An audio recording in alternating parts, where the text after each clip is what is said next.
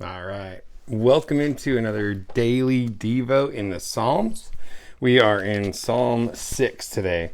Excuse me. So here we go. We're going to just jump right in. Hope you're having a great day so far. And it says in this verse 1, Lord, do not rebuke me in your anger. Do not discipline me in your wrath.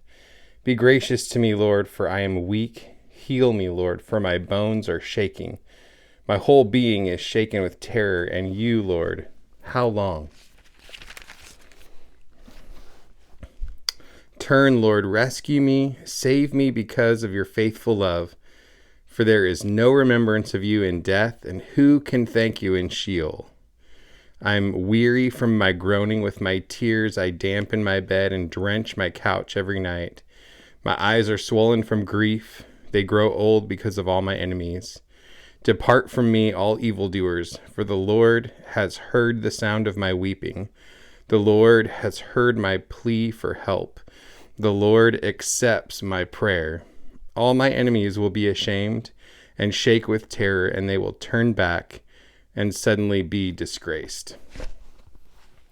And there's there's obviously a lot of emotions tied up in the Psalms, and it's just the authenticity, the realness of our hearts before the Lord. And so I think that one of the biggest benefits that we get is being able to see the breadth of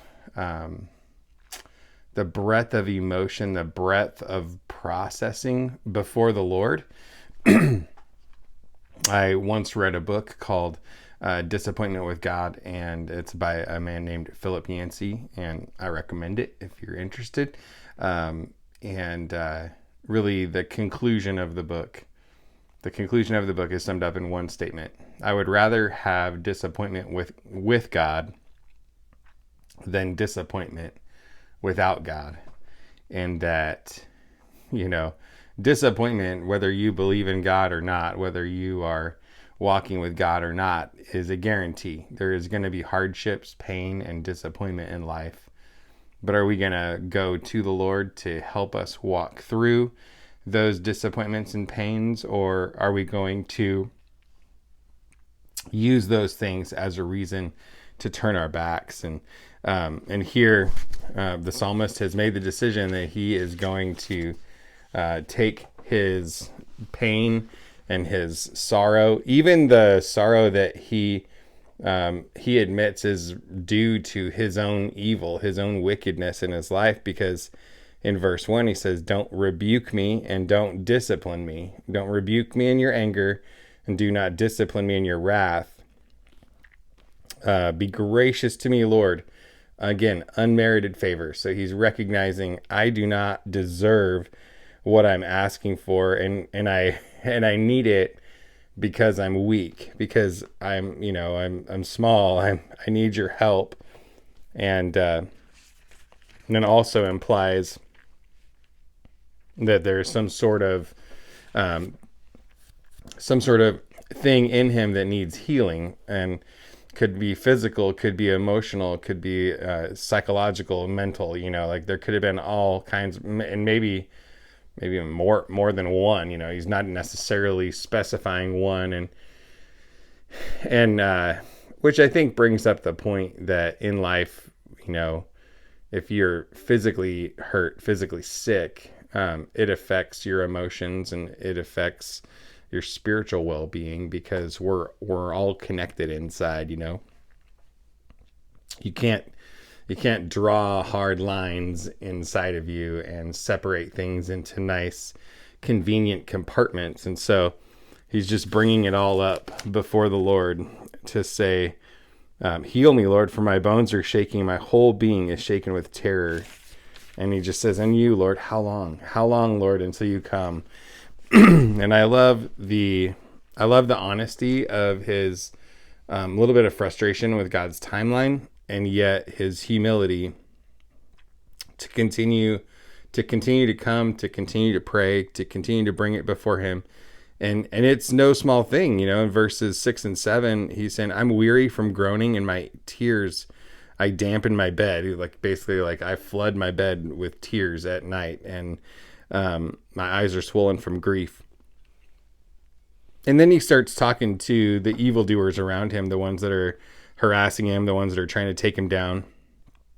And he says, "Depart from me, for the Lord has heard the sound of my weeping." Like at that point, he still had no, this is probably my biggest thing today that I'm taking out of this Psalm, is he has seen nothing change. He has seen nothing change in his surroundings. And yet he says, full of faith, he says, "For the Lord has heard the sound of my weeping." And I'm like, come on now. Like, we need to be like that. We need to be like that, where even before the situation has changed, we confess and we declare and we walk it out in faith that the Lord has heard the sound of my weeping. The Lord has heard my plea for help. And the Lord accepts my prayer. And then verse 10, he says, "All my enemies will be ashamed and shake with terror. They will turn back and suddenly be disgraced." And I think he's kind of coming back at some of those previous Psalms that he's written, where he talks about how many are they that rise up against me? Many are they that say of my soul, there's no help for you in God. And so I think he's firing back at them and being like, "Lord, you heard what they said about you. You go defend yourself." Because he recognizes that God is just and God is good. And so he doesn't have to try to go and get even with these people. He can just say, "Lord, you defend yourself. You take care of your own business, because you heard what they were saying about you. You heard how they were being. So go and defend yourself, because you're amazing. I love you, Lord. Your steadfast love never ceases and your mercies never come to an end." And so I hope you're encouraged by that no matter what, even if your circumstance has not changed yet, even if you are still in that place of groaning every night and filling your bed with tears, that God has heard your plea. God has heard your cry for help. And there is something in the works. And so just to declare it out loud today. Say it out loud. Like, the Lord has heard my plea for help.